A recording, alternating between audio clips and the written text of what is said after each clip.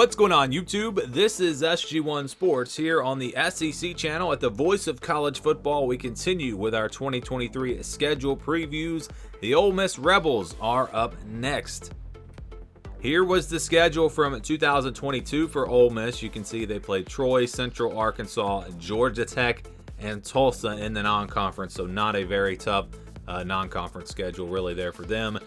And then you look at who they played out of the East. They played Kentucky and Vanderbilt, so they didn't have to play Georgia, didn't have to play Tennessee. Wound up being a pretty easy schedule, and that's really why a big reason why they got off to that 7-0 start is because the schedule just was not all that tough. It did get tougher late in the season with LSU on the road, Alabama, of course, at Arkansas on the road, a game they lost the Egg Bowl. Did get that win over Texas A&M, so kept it from being a complete collapse late in the year.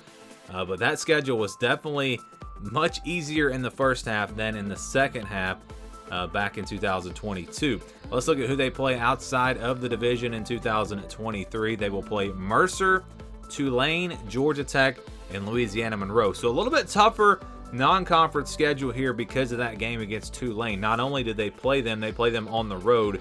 And this is a team that most people have had in their top 25. They're way too early top 25s. I'm bringing their quarterback back.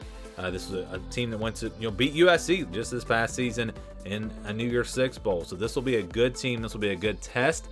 I don't know. Ole Miss might actually be underdogs in that game. So that is a big one there. And then Georgia Tech playing a Power 5 opponent. That's a team that finished pretty strong last year. So we'll see what they look like. And then you look at who they play out of the East. They'll play Vanderbilt. They play them every year. And then they'll play Georgia. So you get the tough draw this year. You got to go on the road to Athens. The good news for Ole Miss is they always get to play Vanderbilt out of the East.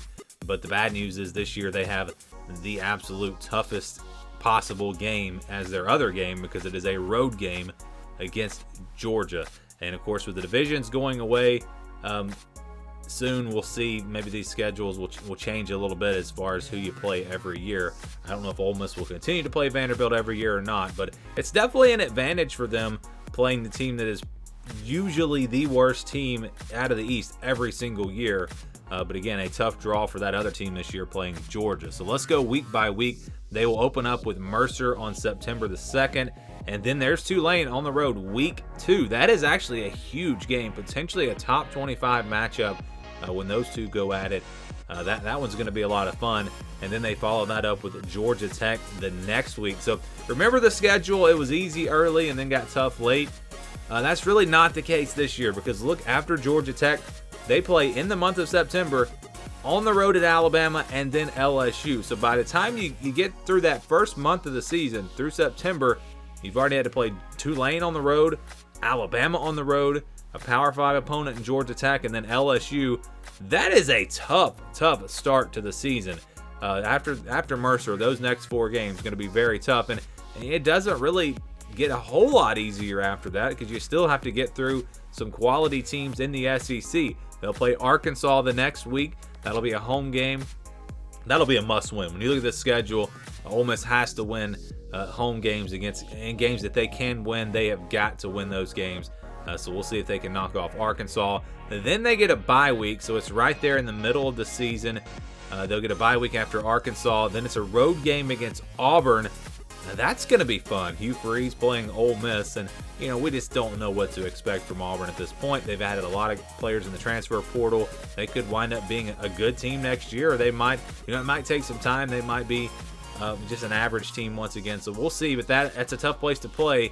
The good news again for Ole Miss is they get a bye week before that game, and then they get Vanderbilt. So it's a little easier here after the bye week. They get Vanderbilt at home, and then it's Texas A&M at home. The Aggies, a talented team, but they lost a lot of guys in the transfer portal and had, of course, a disastrous season this past year. So that one will be interesting. That's a game, you look at Arkansas, Vanderbilt, Texas A&M. Those are games that Ole Miss really needs to win at home. And then it's Georgia after that on November 11th on the road in Athens. Going to obviously be a very, very tough game. And then they'll play Louisiana Monroe and finish things out with Mississippi State in the Egg Bowl, this time on the road in what is always one of the best games of the year. It seems like this year should be a good one as well. So again, big picture looking at the schedule, They have no back-to-back road games. That's a positive. Several back-to-back home games. You get LSU and Arkansas back-to-back at home, Vanderbilt, Texas A&M back-to-back at home. So you like the way the schedule sets up as far as the home and away. You got a very tough stretch again early in the year, and just looking at back-to-backs, Alabama and LSU back-to-back, that is brutal right there. Texas A&M and Georgia back-to-back is going to be very tough. This is a pretty tough schedule. It's a pretty tough schedule, given the fact that they don't play any big-time Power 5 non-conference opponent, and the fact that they get to play Vanderbilt. Usually Ole Miss does have one of the easier schedules in the conference, but this year it's going to be tough because they do have that Tulane game on the road, and then Georgia Tech, another Power 5 opponent, like I said, that they'll play in the non-conference. So you've got your 8 SEC games, then another Power 5 opponent in Georgia Tech, and then Tulane, not a Power 5 team, but they're, again, possibly going to be a top 25 team. You play them on the road. So that makes for 10 very quality games right there on the schedule. It's going to be a difficult one, I think, for Ole Miss in 2023.